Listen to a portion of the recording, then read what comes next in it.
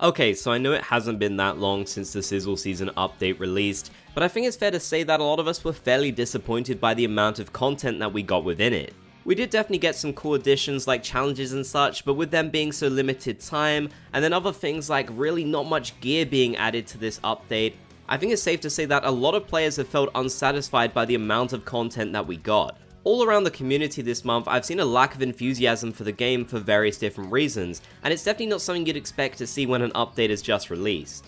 But thankfully there is some good news, as it does seem like the next update will probably be the biggest one yet.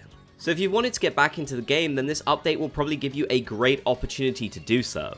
In case you weren't aware, the update schedule is basically fixed for Splatoon 3, so we know for a fact that the next update, a new season, will launch in September, with us starting to get reveals for this update sometime in August.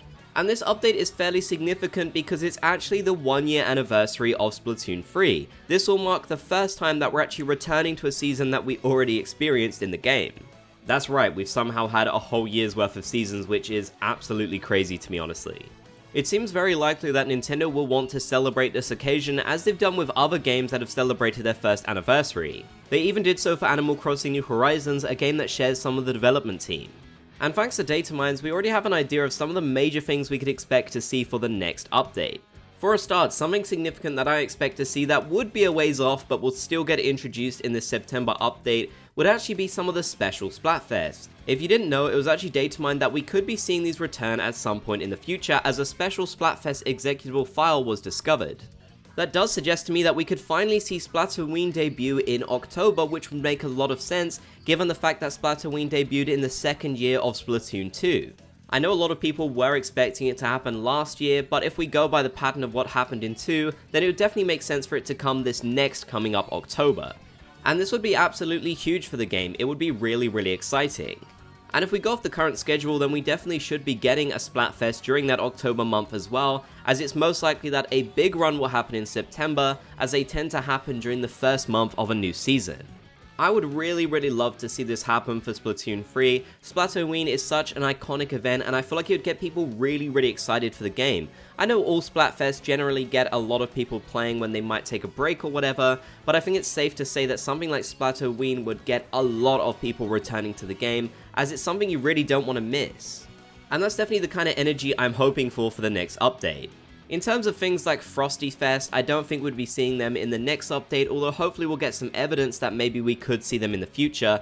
But since the update will just contain information probably for September, October and November, I think it's fair to say that Splatoween would be a given if we do get those special Splatfest types in the next update.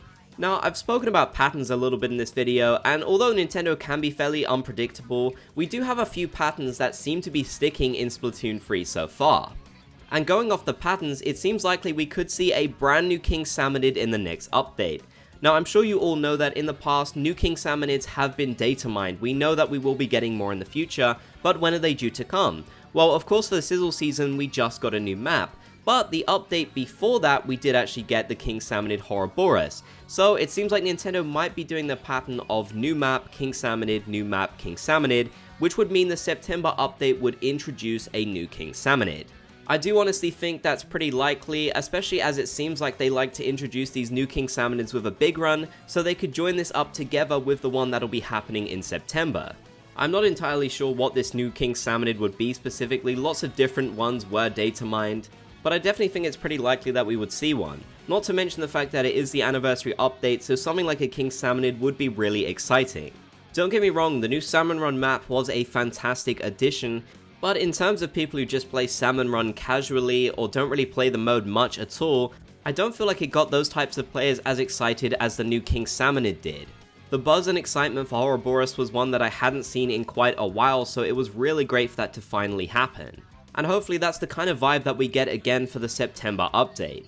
Now, not as exciting to a lot of people, but something that I still want to share in this video, is it seems like we might actually be getting more types of challenges as well, as Oatmeal Dome discovered within the last update that some modifiers for challenges were currently unused, including large ink explosion on death, decreased special gauge loss on death, increased walk speed, decreased walk speed, and increased swim speed. so I imagine Nintendo could use some more of these for the next update to introduce some more interesting challenges. Now sadly, challenges haven't really seemed to excite the player base very much, which I think is due to the fact that they're so limited time. I really hope in the next update that Nintendo might make some sort of adjustment to this, as honestly the excitement for them is so low right now, and I feel like if you could just play them as normal modes in the game, even if they were limited time but still had much bigger windows, people would honestly enjoy them a lot more. So if we are getting more challenges in the next update as datamines kind of suggest, then I really hope the feature gets adjusted slightly, because right now it's just not working for a lot of people, and honestly, I personally am not really enjoying it myself either. Now, a big one that a lot of people are speculating will come with the next update, and of course it would still kind of be its own separate thing, but I do think it would have released at the same time, is the Side Order DLC.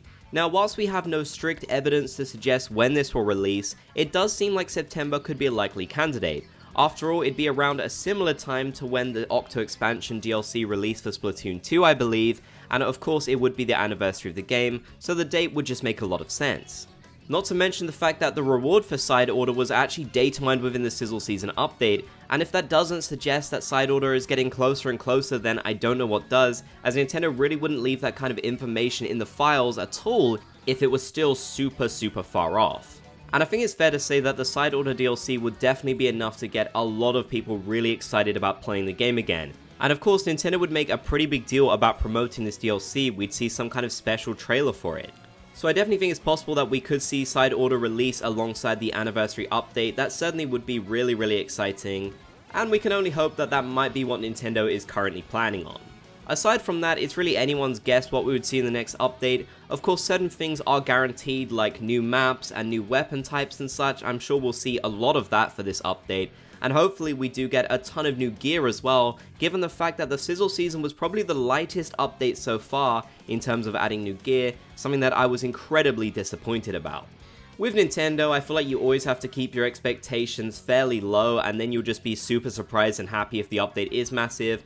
But this should give you a decent idea of some of the things that they could be planning within the next update, and of course they're going to have a lot of surprises as well, as they tend to hide a ton of things from data miners. I'm definitely thinking they could be hiding some really good additions and such that we just have no clue about so far, so hopefully we'll learn more about them when we get to August and they start actually teasing what this update will be about.